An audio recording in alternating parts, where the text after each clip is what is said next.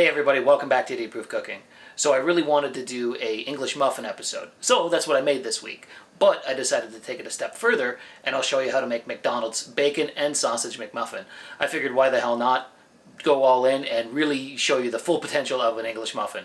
So without any further ado, let's get into it, and I'll show you how to make these.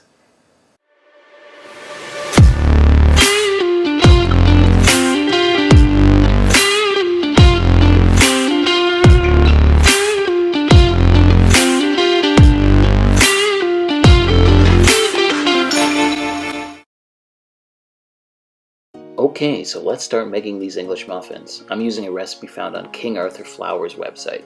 I seem to use those guys a lot, but it's for good reason. Their recipes are super easy and they always turn out great.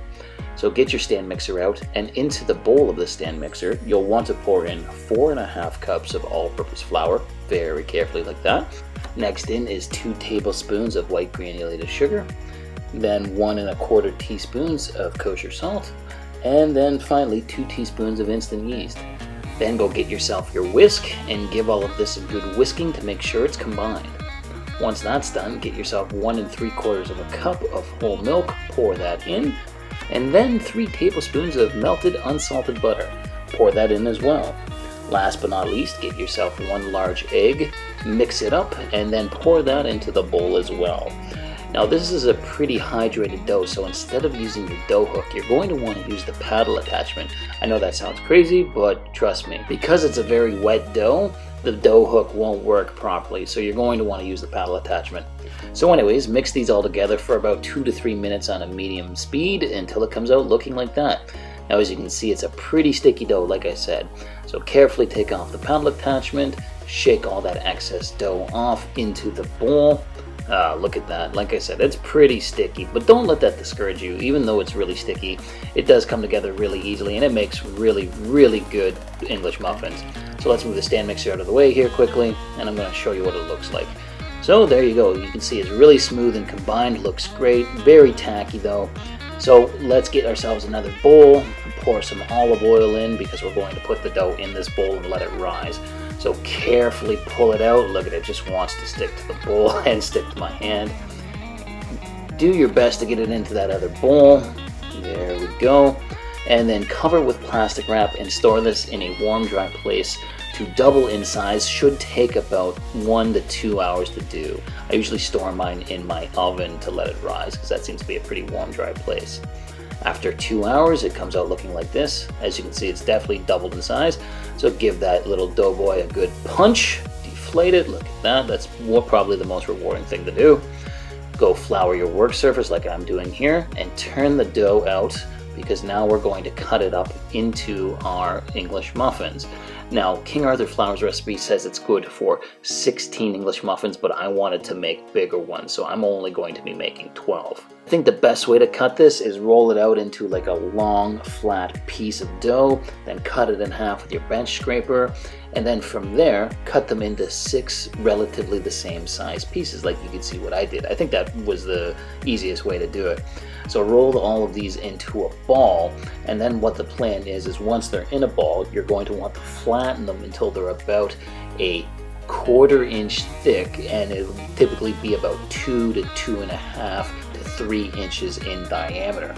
Go get yourself a sheet pan like you have here, and then generously coat the bottom with semolina flour, because that is what's on English muffins, on the top and on the bottom. So plop the first one down like I said, there you go, they're all on the sheet pan, and then just very carefully spread them out with your fingers. Now they're still pretty sticky, but just do your best, you'll get it to make them look like English muffins. Once you do have them all spread it out, throw some more semolina flour on top like I'm doing here, cover with a tea towel and let them rest for another 30 minutes to rise. After 30 minutes, there we go.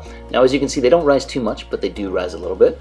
But now that they're ready to go, let's go into the kitchen and start cooking these. Now, unlike most doughs, what you're going to want to do is fry these. Oh, damn it. Oh, that was a rookie maneuver. I just burned my hand. That was really dumb.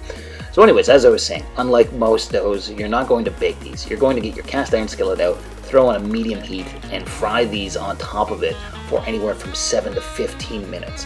So what I did is after 7 minutes, I checked. If they weren't too brown, I would flip them over and fry for another 7 to 8 minutes. That's all it really took. The recipe says 7 to 15, but really you're going to be good if you're in your 7 to 8 minutes and flip them after that. Worst case scenario too is if they brown up too quickly, then you can always just throw them in the oven at like 325 degrees Fahrenheit. Bake them really slowly until they reach an internal temperature of 200 degrees Fahrenheit on your instant read thermometer. That's like a little hack that you can use if for whatever reason they brown up too quickly. Then just throw them in the oven like I said. So as you can see here, due to the size, I had to fry these in 2 batches, but they are looking great. Look at those things. Oh my god, I can't wait to try these. But now that these are cooked, let's start dealing with the other toppings of the bacon and sausage McMuffin. So as you can see here, I have a sausage patty. I made that by taking 3 breakfast sausages out of its casing and I just formed it in a ring mold. And then I'm also going to be using 3 strips of bacon. So using the same cast iron skillet, throw a little bit of oil down for the sausage patty. Don't really need it for the bacon, obviously. And fry those until they're cooked.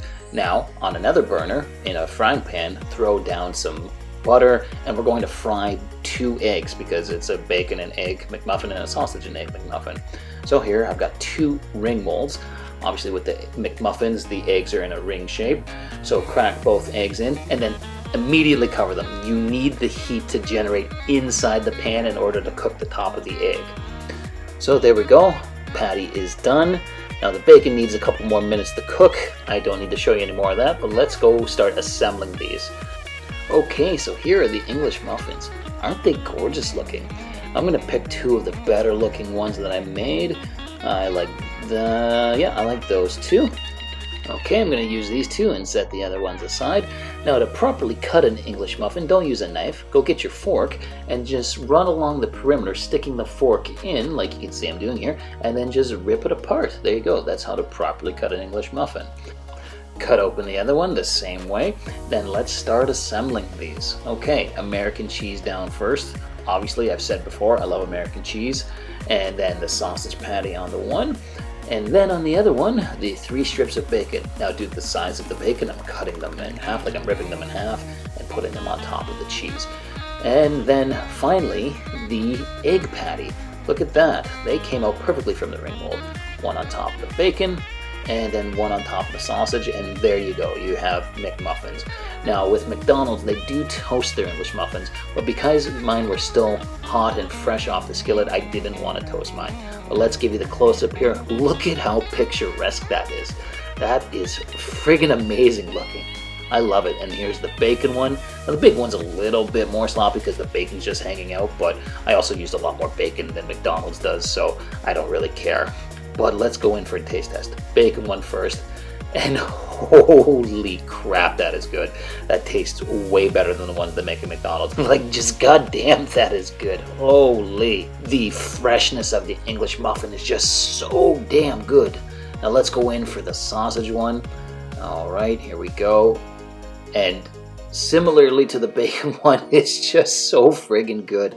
My god, these English muffins are awesome. The bacon is tasty. I mean, hey, it's bacon, egg, and cheese in between an English muffin. Like, what more could you ask for? It is just so damn good. And it's so cool to make these at home. Like, it's so rewarding because these were simple to make. Like, this was not hard at all.